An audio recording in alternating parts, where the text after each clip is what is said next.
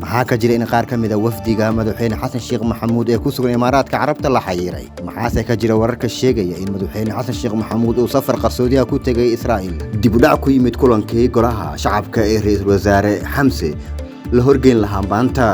gudoomiyaha golaha shacabka oo ka hadlay xariga Abu Mansuur waqtiga la sii deynayo sidoo kale Aadan Madoobe ayaa waxa uu shaaciyay waxa laga yeelayo kursigii Fahad Yaasin dhawaan laga hor istaagay iyo qorshayaal cusub oo Soomaaliya lacag loogu sameynayo oo xilligan soconaya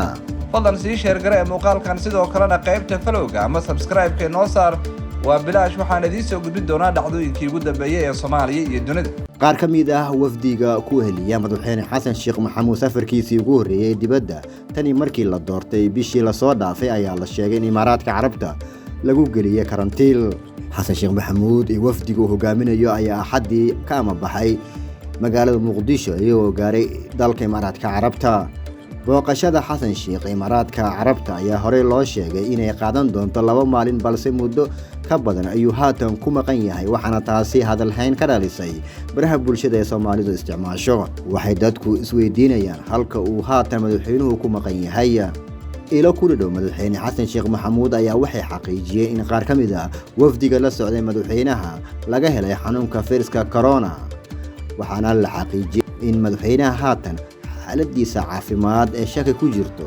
sababa la xiriira xanuunka laga helay qaar ka mid ah wafdigiisa ayaa sababtay in dib loo dhigo kulamadii uu la lahaa hoggaanka isu taga imaaraadka carabta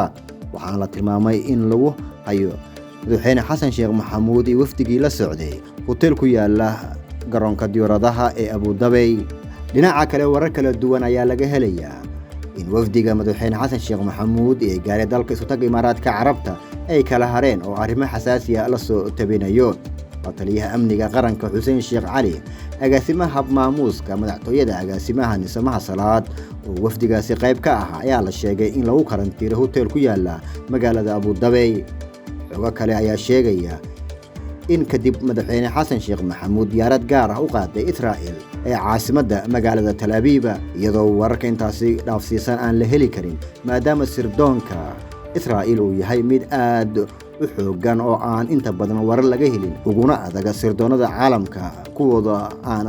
xogaha badan laga helin barta Twitter-ka ayaa saacadihii ugu dambeeyay lagu faafinayay iyadoo war iyo wacalba laga waayay madaxweyne xasan sheekh maxamuud iyo wafdigiisa tan iyo 3 cisho ka hor markii ay tageen dalka isu taga imaaraadka carabta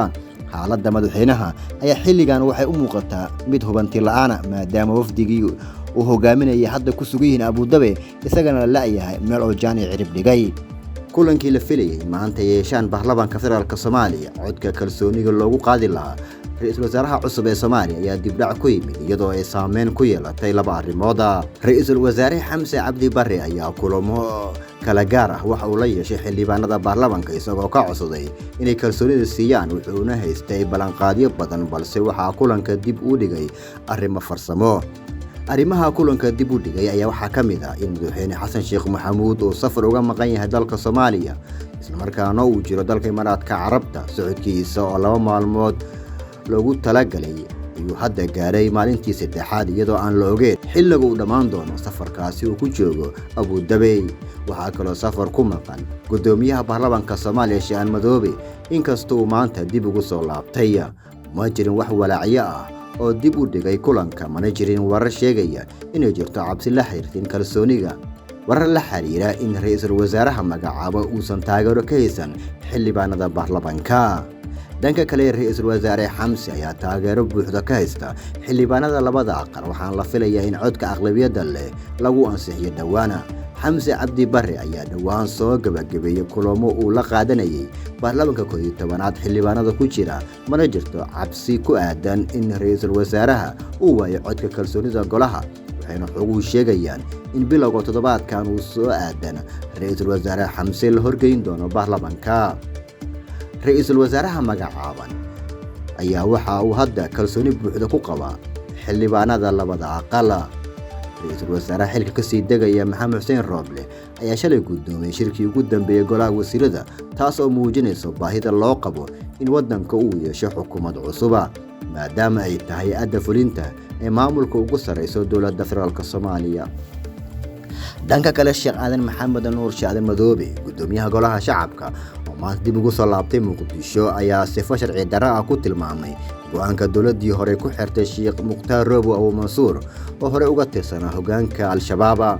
Aadan Madoobe ayaa sheegay in Abu Mansuur uusan u xirnayn dowladda hadda jirta, isla markaana madaxda dalka ugu sarreysa ay go'aan ka gaari doonaan xarigiisa maadaama maxkamadda aysan xukumin ku dhowaad 4 sano ujeedada siyaasadeedna uu xirnaa. taa uu sheegay inuu u xiran yahay taliska Nisa. dhanka kale dhawaan afhayeenka madaxtooyada Cabdikariin Cali Kaar oo shijiraad ku qabtay fiila Soomaaliya oo ay warbaahintu weydiisay waxa kaga qorsheysan dowladda cusub xariga Abu Mansuur ayaa waxa uu sheegay hadal cadeen u ah kan gudoomiye Aadan Madoobe maanta ka soo yeero ah in Abu Mansuur uusan u xirnayn dowladda hadda jirta. bartamihii bishii 8 sanadii 2017 Sheekh Mukhtaar Roobo warbaahinta kula hadlay hotel ku yaala Muqdisho wuxuu cadeeyay in xubinnimadii Al-Shabaab uu ka baxay 5 sano iyo 7 bilood ka hor xilligaas. wada hadallo dhexmaray isaga iyo dowladda federaalka Soomaaliya xilliga ayaa sababtay in loo fidiyo cafis buuxda. hase yeeshee ciidamada Itoobiya ayaa 13 bishii December sanadkii xigay 2018 magaalada Baydhabo ka afduubtay si uusan uga qayb gelin tartanka doorashada madaxweynaha Koonfur Galbeed sababo la xiriira in Farmaajo Fahad iyo Kheyre ay lafta gareen u rabeen xilkaas, wuxuuna tan iyo xilligaasi maxkamad la'aan ugu xiran yahay guri ku yaala Muqdisho gaar ahaan Xabar Khadiijo.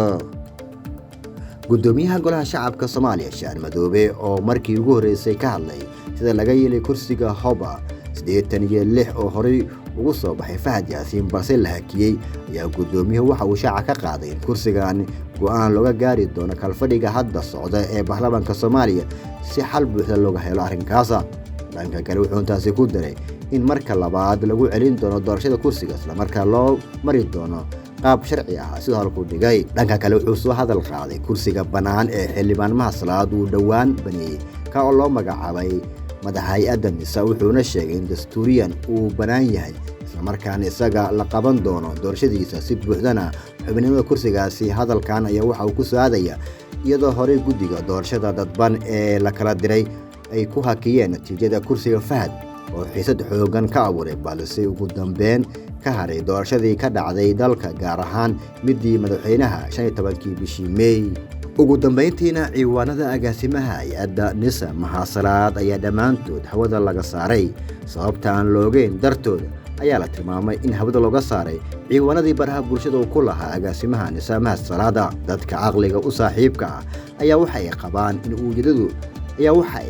in ujeedka ugu weyn ee baraha bulshada ciiwaanada agaasimaha Nisa Mahasalaad looga saaray inay tahay dadka oo laga qariyay fariimihii hore ee Mahasalaad oo dhaleeceen iyo taageero aragtiyo kale ka koobnaa, taasi oo sababi karta in